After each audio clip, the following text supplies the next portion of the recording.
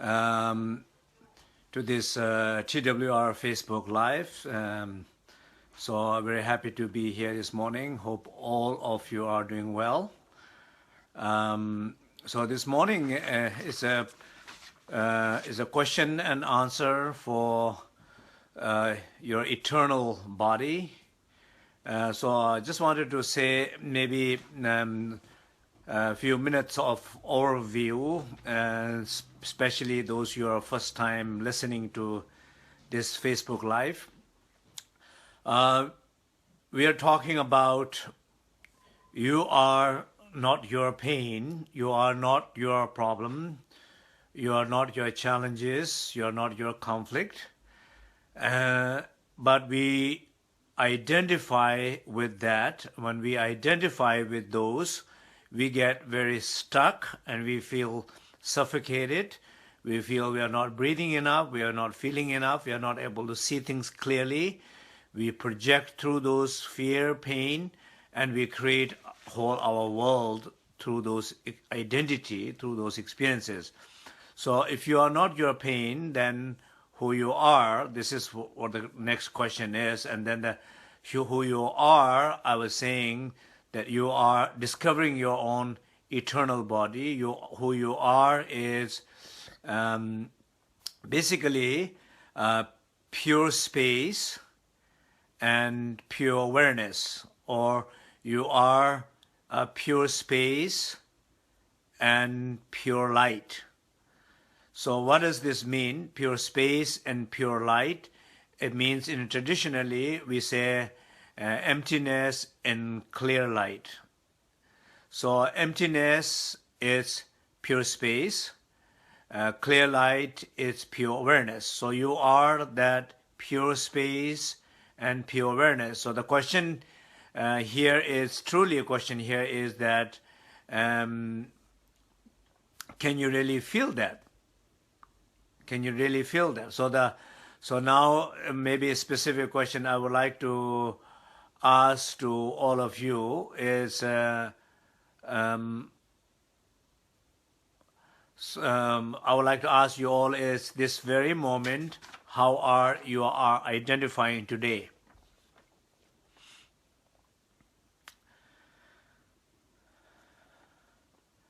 Are you, how you feel today, what you're identifying today as who you are, a perception of self. What is your perception of yourself today? Are you aware of that? What are the emotions, feelings you have this moment? If you are not aware of perception of self, then maybe it's easier to be aware of emotions that you are feeling this moment.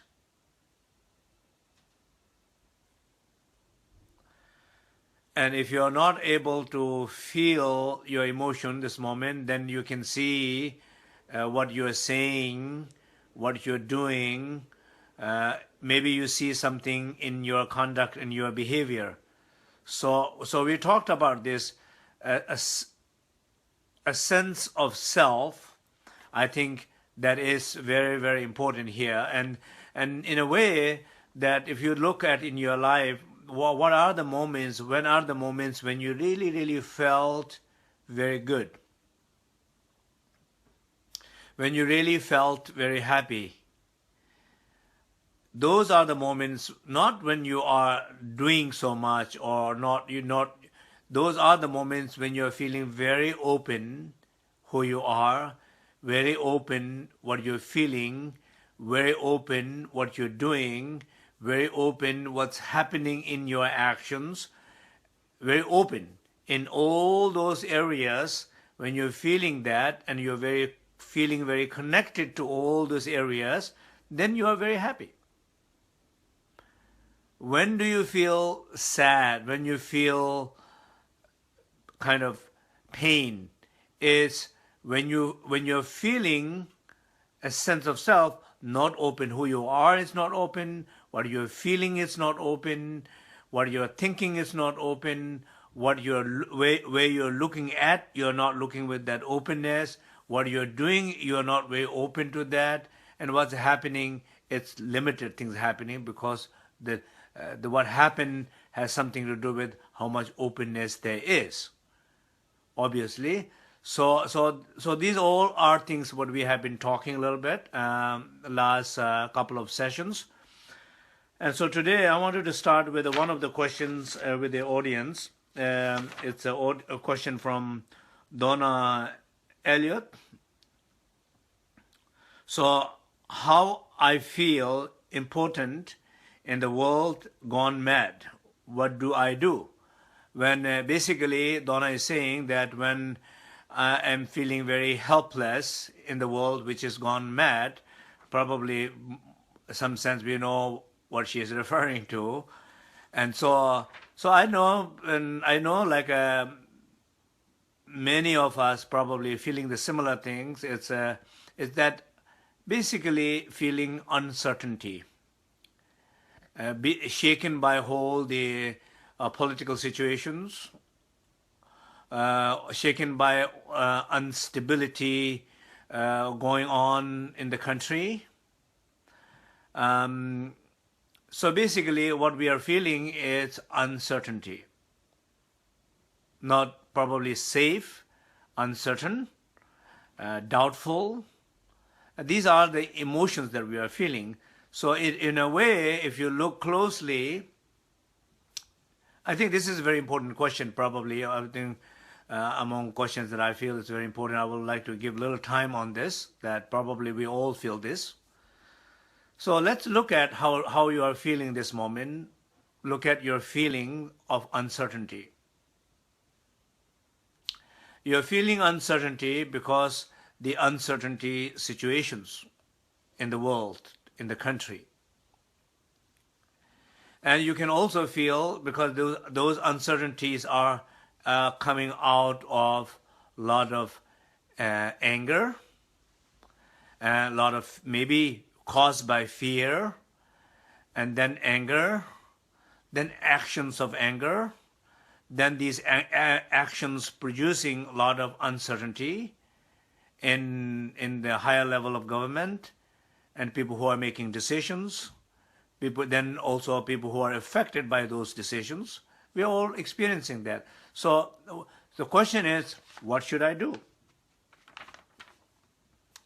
For sure, that one thing, at least what we should try to do is not to affect by those fears. Though, I say, sinking in that fear, sinking in that anger.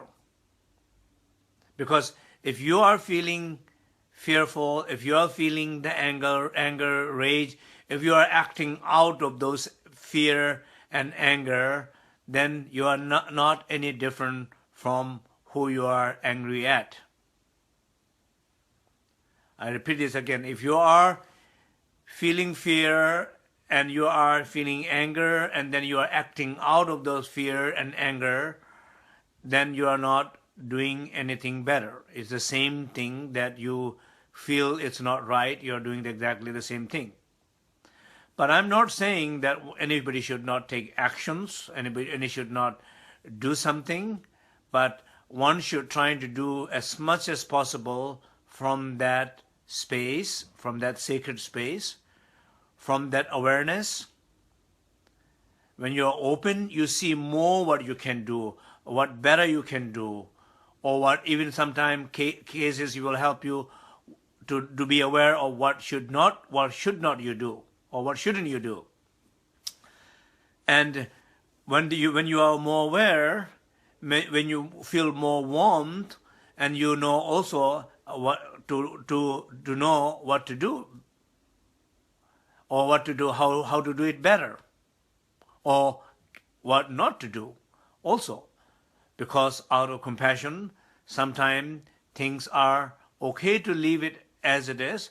Trust the bigger picture, that the collective intelligence, the intelligence of universe, that there is certain bigger things are happening, bigger changes are happening, that these changes, what we see is the smaller part of that change. And hope for the best, that bigger changes is something meant to happen for greater purpose. I think sometime, personally, I feel that's how I trying to see. That's how I feel it's helping. So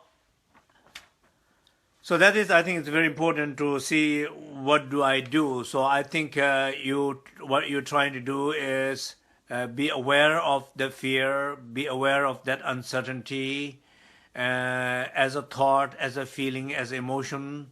So let's see, specifically I will tell what to do. Okay, be aware of the stillness in your body. Be aware of the silence in your speech. Be aware of spaciousness in your mind, but feel deep enough that stillness, silence, and spaciousness. Feel deeper connection to yourself, your eternal self, not your pain. When you feel deeper connection to that openness, awareness in you, then from that openness, awareness, you look at your fear, your anger, your uncertainty, feeling of uncertainty. You accommodate that, you host that, you give a spacious, luminous, warm hug to your fear, anger. And when you do that, then gradually you will feel that anger and fear is dissolving by itself. And when you see its cessation, what you feel openness, you feel awareness, you feel warmth. And that is who you are. You are not that fear, you are not that anger, but you are this openness, you are this awareness, you are this warmth. As I'm speaking, I hope you are having this a glimpse of experiences, feeling that space, feeling that awareness, feeling that warmth. Union of that space awareness is the eternal body. You are that eternal body. You are indestructible. You are changeless. You feel that certainty in that sacred space that will help you to transcend, overcome, liberate that uncertainty that you are experiencing this moment in the world. So that is what I would recommend. And of course, again, I don't mean I know that there are many people, very activists. People will say, "Well, I don't just wanted to sit in that space and awareness and warmth. I wanted to do something." For sure, whatever you feel it's right to do, it's good to do it, and one should go for it. But as long as you are not just coming pure fear and pure anger, and you are able to, whenever you are feeling pure anger and fear, when you are able to address and self-reflect and take care of through the practices, and then taking action for a much more open place, much more aware place of awareness, much more place of compassion and kindness, that is your strength, unshakable strength. And that is the place where you will find much more certainty in doing what you're doing and what you plan to do. And that is the place you will also benefit much more with what you do, much more helpful for yourself and the society. So then another question here is the Pentek or soya. Sorry, I don't, maybe not pronouncing the right the name. But the question is,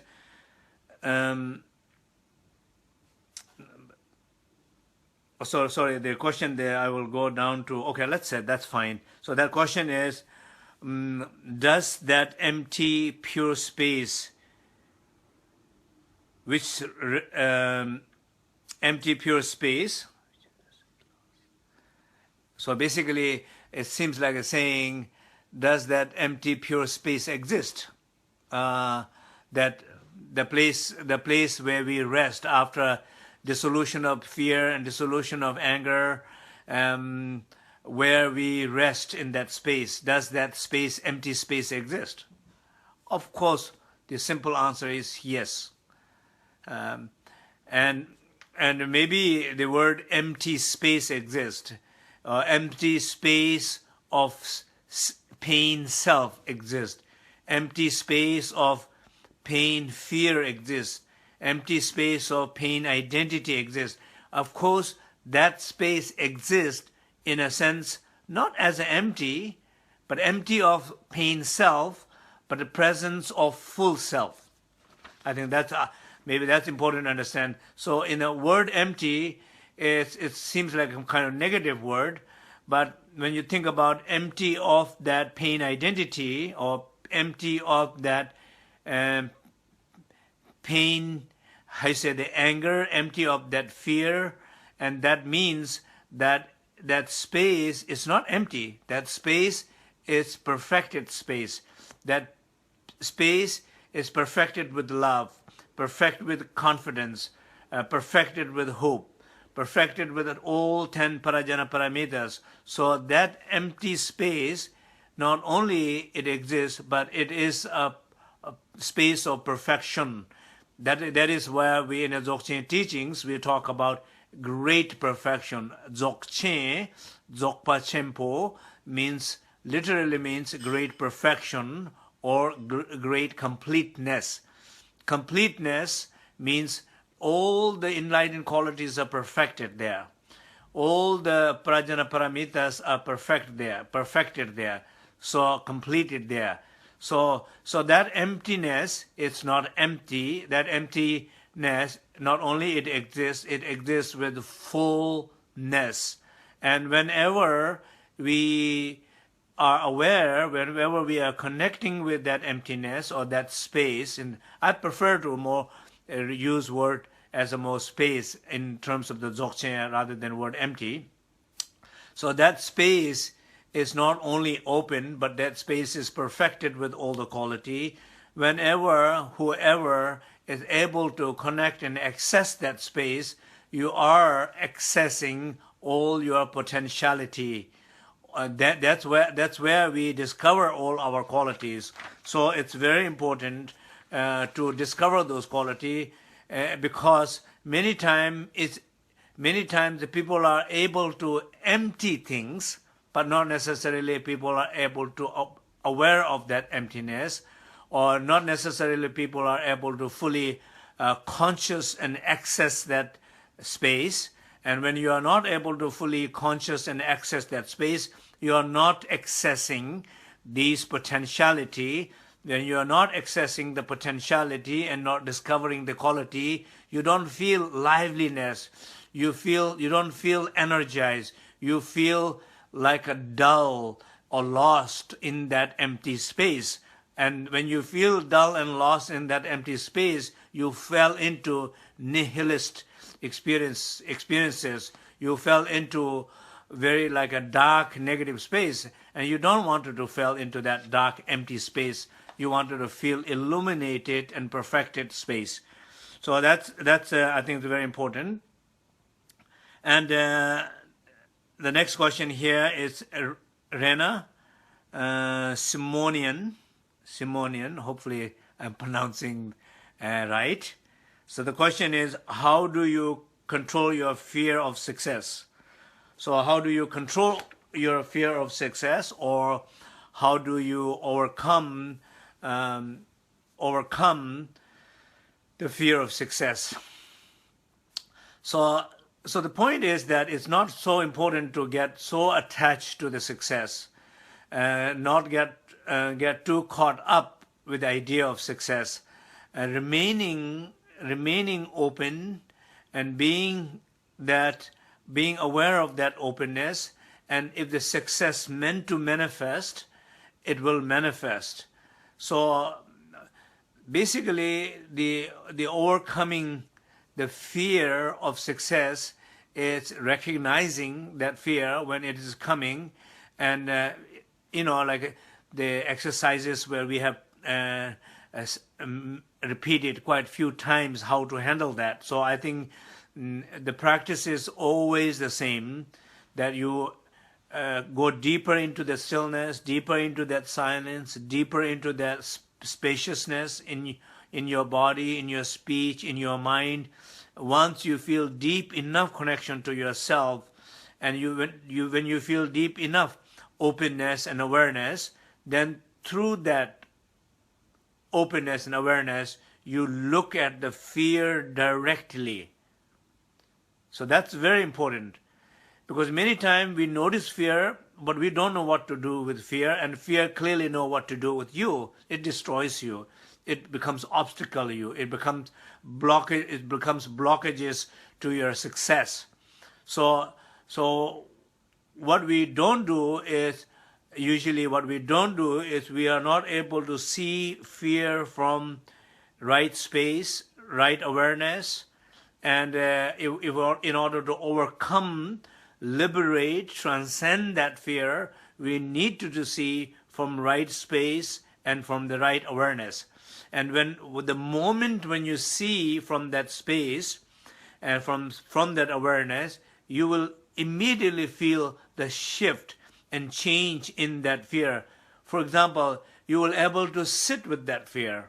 You will able to smile at the fear. You will able to laugh at the fear. You will able to have open conversation with your fear. You will able to teach to your fear. You will able to guide your fear, or you will able to even don't care at all. Like just kind of, it's very neutral experiences that something happens and it's not a big deal at all to engage with, and then fear instantly liberates. Even we say idea of self-liberation, fear liberates by itself without you doing anything, only coming from looking and seeing and seeing from that view, processing that meditation, and liberating in that warmth, and that's how you handle that fear. And it's like a one time. As I always give an example, that if I'm afraid of looking at something, I see it's a poisonous insect or something, I'm very afraid, and I'm getting agitated in my body, I'm getting agitated in my breath, I'm getting agitated in my mind, I'm projecting a lot of things, I'm thinking this is a poisonous insect. And then I'm doing going all crazy and doing all kind of things absolutely not necessary to do. And suddenly, because I cannot see really very clearly, I don't have the clear vision, clear sights, clear view. Then I wear my glasses, and then I see it's not insect, it's just a piece of rock. In that very moment, I see the truth. That seeing the truth clears my all projection and fear instantly. And that very moment, the fear has gone. That very moment, I have found the connection back to myself. So that is what is happening. So these are, I think, it's very important.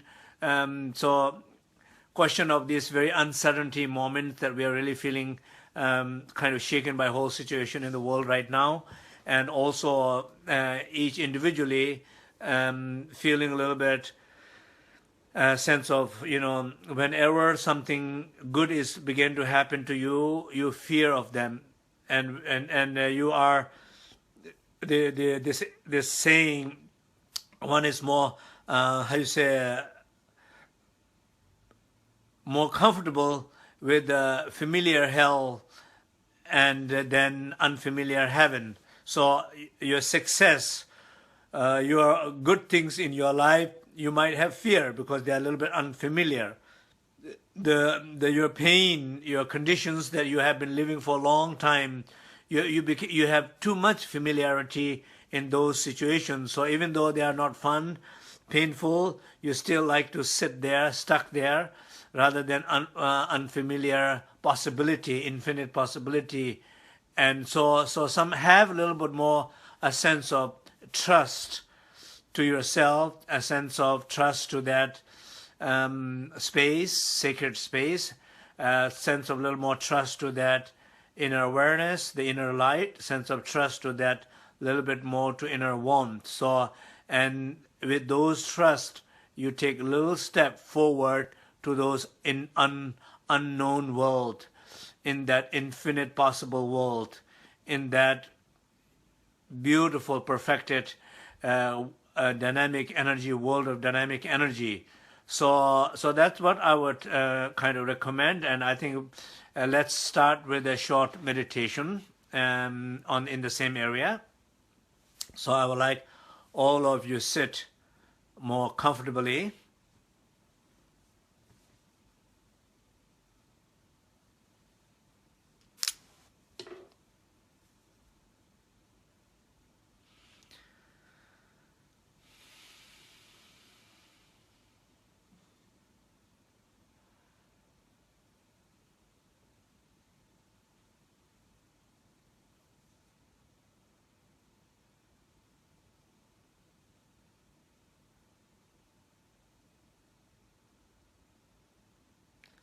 Breathe deep 5 times, deep twice longer than usual, but breathe comfortably, not force. And every exhalation, clear out the fear of success, clear out the uncertainty that you feel in the world, in your life. Be aware of them, breathe it out. Breathe it out deep. And end of exhalation, there's still some breath left over. Breathe that out also. Get to the bottom and rest for a moment. So repeat this at least 5 times, 7 times, or continue. But also be aware, as you continue doing that, as I'm guiding, also be aware that you are not alone. You are supported by me, you are supported by the Cyber Sangha, you are supported by your local Sanghas, you are supported by your friends. Just even that sense of feeling open to others, immediately you feel more support, more strength.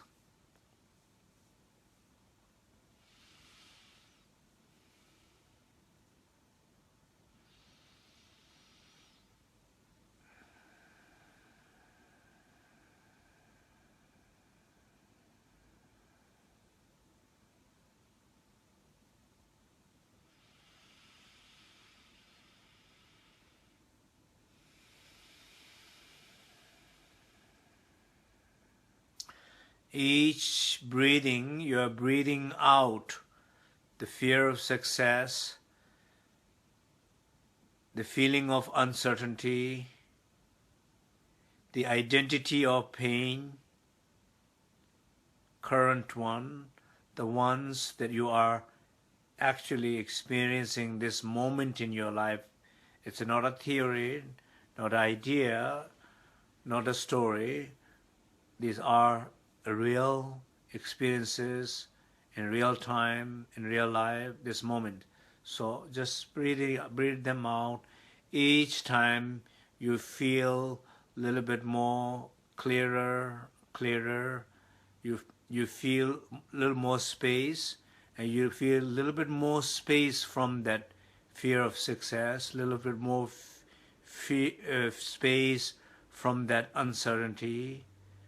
The feeling of uncertainties are going out through the breath, clearing through this awareness, clearing through this power of collective practice, prayers, support.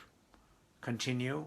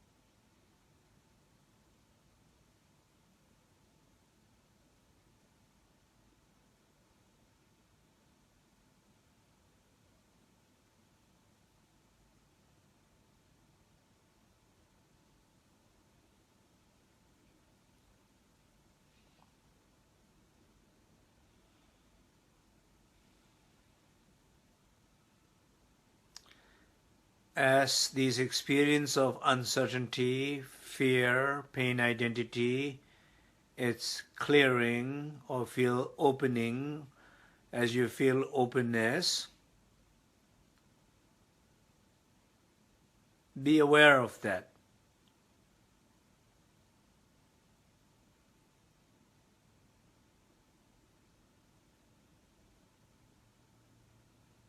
Before your thoughts, your grasping minds are stuck in those fears, pain, identity, they are gone or they are going, be aware of that space now, unfamiliar space.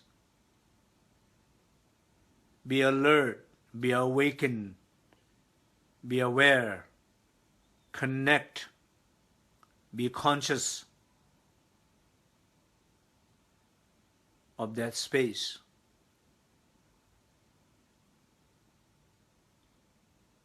That openness. Indestructible space. Unshakable space. Nothing can destroy this. Nothing can change this. Nothing can affect this.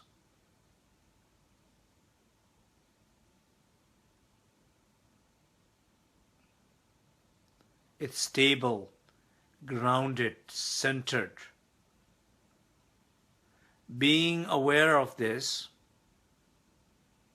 you will feel that changeless confidence. You will gain that confidence. You will gain that hope. You will gain and realize that kindness, warmth.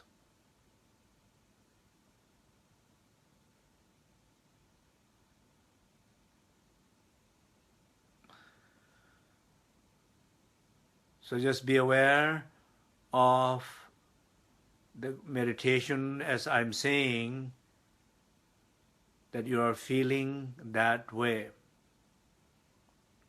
You are not that fear. You are not that pain. You are not that uncertainty. You are not that situation. You are this unbounded space. You are indestructible.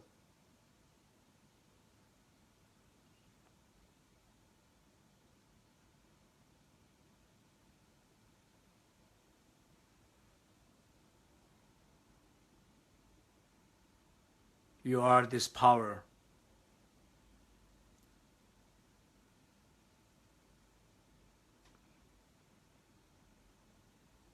You are this light. You are this awareness. You are the compassion, the joy, the love that you're experiencing in that sacred space, in that awareness.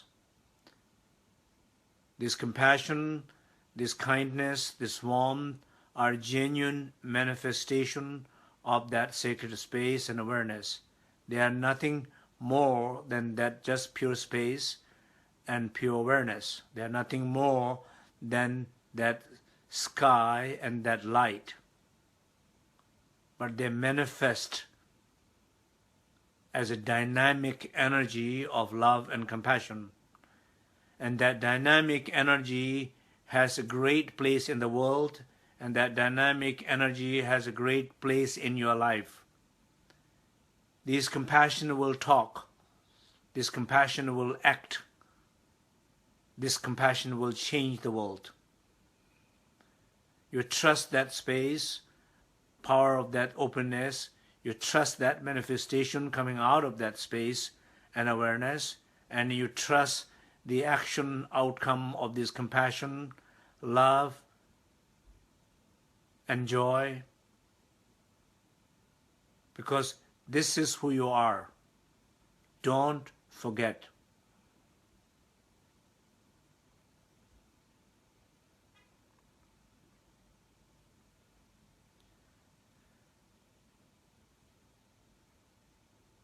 and feel that I'm supporting you, we are all supporting each other. There's a greater support for you than you know.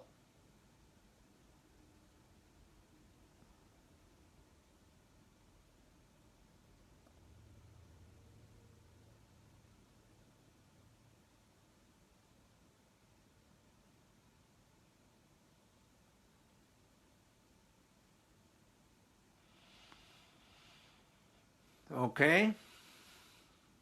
So, just some little conclusion here is basically a sense of I know there are many more questions. I think it's difficult to go through all the questions, and if you go through the questions, we have a little bit difficult to have a little more short time to practice. So I think this practice is very important for us to do together and feel supported. And I would say one thing, it's a very different to do the practice together live, and collective practice has much more power than individual practice. And particularly when the moments when we need, particularly moments when we feel a little bit kind of uncertainty, shaken, weak, we need that. We need each other's support. And I think beauty about it is like the internet age is that where we don't have to really go somewhere far to connect. This is exactly this very moment. We are lively, we are connected with each other. And the power of this collective practice, the power of a life practice like this together, it's incredible. I'm very happy to able to do this with all of you, and of course we'll continuously do. And now maybe I would like to hear a little bit comments. Comment, how was your experience? I know, first of all, I want to thank many people, like hundreds of the comments, beautiful comment that all of you share. It's I have I might have missed one or two, probably not, but I have read through most of them, even though some of you saying few different things and 4 different short messages and saying few different things, but I went through all of them, and it just makes me happy to just see people are practicing, benefiting, and feeling connection, and this is why we are doing here. So so basically thank you very much, and we will see you what is it now? Today is Thursday, so we'll see you next Tuesday, same time. And also just wanting let all of you know, we will having this like last Sunday conversation with Kelon, the director of Three Door. As many of you have probably were there, so also it was a beautiful interview, and Kelon, who is the director, incredible individual, amazing being who have out of his heart a lot of incredible work he has put into a Three Door manifested. So, and a lot of things happens out of that organization, benefit many people. So I recommend to see the interview, and particularly there is a short video that we did in the school project. So basically we are teaching these meditation, simple meditation, secular wisdom form of teachings that to schools, and these are from age 8 years old till 16 years old, and kids practicing in a school on a regular basis. They used to practice once a week, now they're doing every day, and and all these kids are naturally responding to these practices. So one of my big dream is to able to bring these teaching to the children's life in schools, in families, and I'm just putting this little seed out there to all of you, and maybe many of you are parents, many of you care about children and care about this idea, and then maybe at some point, this is the seed that I'm planting in all of you, and then when seed is maturing sometime, when you have something to say, something to share, you wanted to contribute, help, be part of it, I welcome all of you, and particularly those you are interested, I would recommend to watch that short documentary film that we did last Sunday. It's there. I think also I shared in my Facebook page, so it's there too. Next weekend, not this weekend, sorry, the next weekend, the weekend afterward, we have a conversation with the Alejandro Chaul, a close student of mine, who has been working very closely with me for a long time, and he is the director of the research in Ligmincha International. He also worked in MD Anderson Hospital in Houston, Texas. He's also the board of director of our Ligmincha Sangha in Houston. So he will be speaking about a number of different researches that have done at MD Anderson, collaboration between the Ligmincha and MD Anderson. It's done there at MD Anderson Hospital in Houston, one of the biggest cancer hospitals in the world. So again, power of meditation and how it's affecting health and well-being, and particularly people who are going through chemotherapy. It's amazing work, and it's a very inspiring work. And so what does that mean is we see so much more possible things what we can do, and these are like a kind of opening up doors. So I would recommend to look forward for a Sunday. I don't remember if it was Saturday or Sunday, but not this weekend, the weekend afterward. So that's all for now, and thank you very much. All my prayers, love, best wishes, blessings to all of you, and see you next Tuesday. Bye now.